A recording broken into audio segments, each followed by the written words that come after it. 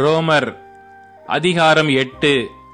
ஆனபடியால் கிறிஸ்து இயேசுவுக்குட்பட்டவர்களாயிருந்து மாம்சத்தின்படி நடவாமல் ஆவியின்படியே நடக்கிறவர்களுக்கு ஆக்கினை தீர்ப்பில்லை. கிறிஸ்து இயேசுவினாலே ஜீவனுடைய ஆவியின் பிரமாணம் என்னை பாவம் மரணம் என்பவைகளின் பிரமாணத்தினின்று விடுதலையாக்கிற்றே. அதெப்படியெனில், மாம்சத்தினாலே பலவீனமாயிருந்த நியாயப்பிரமாணம் செய்யக்கூடாததை தேவனே செய்யும்படிக்கு தம்முடைய குமாரனை பாவ மாம்சத்தின் சாயலாகவும் பாவத்தை போக்கும் பலியாகவும் அனுப்பி மாம்சத்திலே பாவத்தை ஆக்கினைக்குள்ளாக தீர்த்தார். மாம்சத்தின்படி நடவாமல் ஆவியின்படி நடக்கிற நம்மிடத்தில் நியாயப்பிரமாணத்தின் நீதி நிறைவேறும்படிக்கே அப்படி செய்தார். அன்றியும் மாம்சத்தின்படி நடக்கிறவர்கள் மாம்சத்திற்குரியவைகளை சிந்திக்கிறார்கள், ஆவியின்படி நடக்கிறவர்கள் ஆவிக்குரியவைகளை சிந்திக்கிறார்கள். மாம்ச சிந்தை மரணம், ஆவியின் சிந்தையோ ஜீவனும் சமாதானமுமாம். எப்படி என்றால், மாம்ச சிந்தை தேவனுக்கு விரோதமான பகை. அது தேவனுடைய நியாயப்பிரமாணத்துக்கு கீழ்ப்படியாமலும் கீழ்ப்படிய கூடாமலும் இருக்கிறது.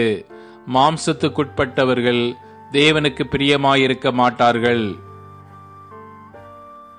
தேவனுடைய ஆவி உங்களில் வாசமாயிருந்தால் நீங்கள் மாம்சத்துக்குட்பட்டவர்களாயிராமல் ஆவிக்குட்பட்டவர்களாயிருப்பீர்கள். கிறிஸ்துவின் ஆவி இல்லாதவன் அவருடையவன் அல்ல. மேலும் கிறிஸ்து உங்களில் இருந்தால் சரீரமானது பாவத்தின் நிமித்தம் மரித்ததாயும் ஆவியானது நீதியின் நிமித்தம் ஜீவன் உள்ளதாயும் இருக்கும். அன்றியும் இயேசுவை மரித்தோரிலிருந்து எழுப்பினவருடைய ஆவி உங்களில் வாசமாயிருந்தால் கிறிஸ்துவை மரித்தோரிலிருந்து எழுப்பினவர் உங்களில் வாசமாயிருக்கிற தம்முடைய ஆவியினாலே சாவுக்கேதுவான உங்கள் சரீரங்களையும் உயிர்ப்பிப்பார். ஆகையால் சகோதரரே, மாம்சத்தின்படி பிழைப்பதற்கு நாம் மாம்சத்துக்கு கடனாளிகள் அல்ல. மாம்சத்தின்படி பிழைத்தால் சாவீர்கள், ஆவியினாலே சரீரத்தின் செய்கைகளை அழித்தால் பிழைப்பீர்கள். மேலும் எவர்கள் தேவனுடைய ஆவியினாலே நடத்தப்படுகிறார்களோ அவர்கள் தேவனுடைய புத்திரராயிருக்கிறார்கள். அந்தப்படி திரும்பவும் பயப்படுகிறதற்கு நீங்கள் அடிமைத்தனத்தின் ஆவியை பெறாமல் அப்பா பிதாவே என்று கூப்பிட பண்ணுகிற புத்திர சுவிகாரத்தின் ஆவியை பெற்றீர்கள். நாம் தேவனுடைய பிள்ளைகளாய் இருக்கிறோம் என்று ஆவியானவர் தாமே நம்முடைய ஆவியுடனே கூட சாட்சி கொடுக்கிறார். நாம் பிள்ளைகளானால் சுதந்திரருமாமே, தேவனுடைய சுதந்திரரும் கிறிஸ்துவுக்கு உடன் சுதந்திரருமாமே. கிறிஸ்துவுடனே கூட நாம் மகிமைப்படும்படிக்கு அவருடனே கூட பாடுபட்டால் அப்படியாகும். ஆதலால் இக்காலத்து பாடுகள் இனி நம்மிடத்தில் வெளிப்படும் மகிமைக்கு ஒப்பிடத்தக்கவைகள் அல்லவென்று எண்ணுகிறேன். மேலும் தேவனுடைய புத்திரர் வெளிப்படுவதற்கு சிருஷ்டியானது மிகுந்த ஆவலோടെ காத்து கொண்டிருக்கிறது. அதேனென்றால் சிருஷ்டியானது அழிவுக்குரிய அடிமைத்தனத்தினின்று விடுதலையாக்கப்பட்டு தேவனுடைய பிள்ளைகளுக்குரிய மகிமையான சுயாதீனத்தை பெற்றுக்கொள்ளும் என்கிற நம்பிக்கையோடே அந்த சிருஷ்டியானது சுய இஷ்டத்தினாலே அல்ல, கீழ்ப்படுத்தினவராலேயே மாயைக்கு கீழ்ப்பட்டிருக்கிறது. ஆகையால் நமக்கு தெரிந்திருக்கிறபடி இதுவரைக்கும் சர்வ சிருஷ்டியும் ஏகமாய் தவித்து பிரசவ வேதனைப்படுகிறது. அதுவும் அல்லாமல் ஆவியின் முதற் பலன்களை பெற்ற நாமும் கூட நம்முடைய சரீர மீட்பாகிய புத்திர சுவிகாரம் வருகிறதற்கு காத்திருந்து நமக்குள்ளே தவிக்கிறோம். அந்த நம்பிக்கையினாலே நாம் ரட்சிக்கப்பட்டிருக்கிறோம். காணப்படுகிறதை நம்புகிறது நம்பிக்கை அல்ல, ஒருவன் தான் காண்கிறதை நம்ப வேண்டுவதென்ன? நாம் காணாததை நம்பினோமாகில் அது வருகிறதற்கு பொறுமையோடு காத்திருப்போம்.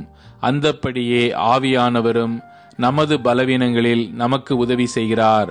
நாம் ஏற்றபடி வேண்டிக் கொள்ள வேண்டியது இன்னதென்று அறியாமல் இருக்கிறபடியால் ஆவியானவர் தாமே வாக்கு கடங்காத பெருமூச்சுகளோடு நமக்காக வேண்டுதல் செய்கிறார். ஆவியானவர் தேவனுடைய சித்தத்தின்படி பரிசுத்தவான்களுக்காக வேண்டுதல் செய்கிறபடியால் இருதயங்களை ஆராய்ந்து பார்க்கிறவர் ஆவியின் சிந்தனை இன்னதென்று அறிவார்.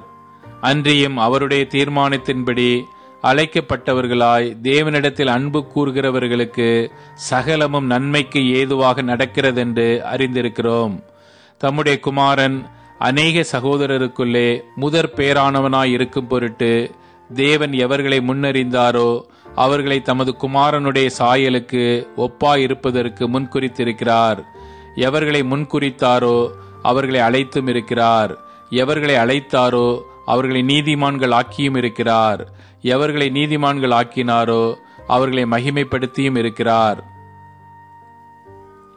இவைகளை குறித்து நாம் என்ன சொல்லுவோம்? தேவன் நம்முடைய பட்சத்தில் இருந்தால் நமக்கு விரோதமாய் இருப்பவன் யார்? தம்முடைய சொந்த குமாரன் என்றும் பாராமல் நம் எல்லாருக்காகவும் அவரை ஒப்பு கொடுத்தவர் அவரோ கூட மற்ற எல்லாவற்றையும் நமக்கு அருளாதிருப்பது எப்படி? தேவன் தெரிந்து கொண்டவர்கள் மேல் குற்றம் சாட்டுகிறவன் யார்? தேவனே அவர்களை நீதிமான்களாக்குகிறார். ஆக்கினைக்குள்ளாக தீர்க்கிறவன் யார்? கிறிஸ்துவே மரித்தவர், அவரே எழுந்தும் இருக்கிறார். அவரே தேவனுடைய வலது பாரிசத்திலும் இருக்கிறவர். நமக்காக வேண்டுதல் செய்கிறவரும் அவரே. உமது நிமித்தம் என் நேரமும் கொல்லப்படுகிறோம், அடிக்கப்படும் ஆடுகளைப் போல எண்ணப்படுகிறோம் என்று எழுதியிருக்கிறபடி நேரிட்டாலும் கிறிஸ்துவின் அன்பை விட்டு நம்மை பிரிப்பவன் யார்?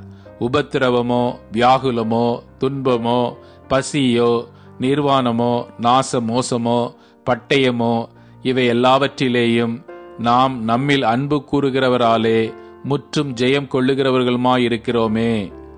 மரணமானாலும் ஜீவனானாலும் தேவ தூதர்களானாலும் அதிகாரங்களானாலும் வல்லமைகளானாலும் நிகழ் காரியங்களானாலும் வரும் காரியங்களானாலும் உயர்வானாலும் தாழ்வானாலும் வேறு எந்த சிருஷ்டியானாலும் நம்முடைய கர்த்தராகிய கிறிஸ்து இயேசுவில் உள்ள தேவனுடைய அன்பை விட்டு நம்மை பிரிக்க மாட்டாதென்று நிச்சயித்திருக்கிறேன்.